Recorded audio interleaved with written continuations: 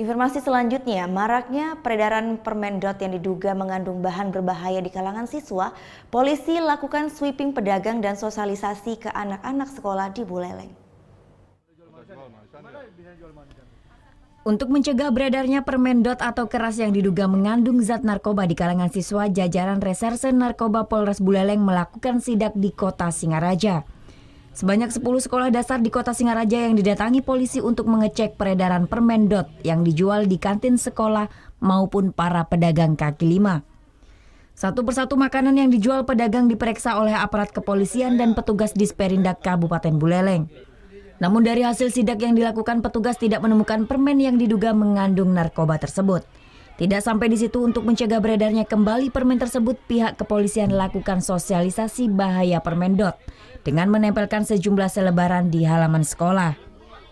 Kalau dulu memang ada, tapi karena sekarang baru diketahui, diduga mengandung narkoba, kami kalau menemukan hal tersebut akan mengamankan produk itu dan juga yang mengedarkan. Dan kami akan periksakan permen dot tersebut ke bagian lab forensik ataupun di Balai POM. Jika itu mengandung, kami akan proses secara hukum.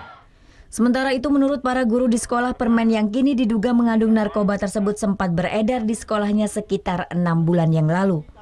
Meriama mengaku peredaran permen mirip dot bayi tersebut sempat beredar di kalangan anak didiknya yang dijual oleh pedagang keliling di depan sekolah.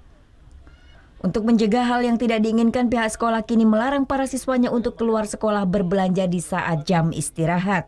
Nah, tapi sudah sekitar 6 bulan yang lalu, Pak. Tapi itu belinya kan di depan anak-anak. Di luar. Sedangkan anak-anak kita usahakan supaya belanjanya di dalam. Nah, jadi kebetulan Bapak Satpam menemukan, dan saya juga temu sendiri permen itu, lalu langsunglah kita stop anak itu.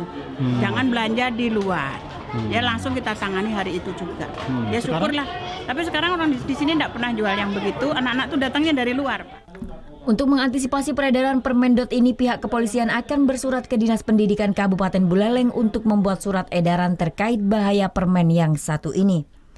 Putu Wijana melaporkan untuk NET.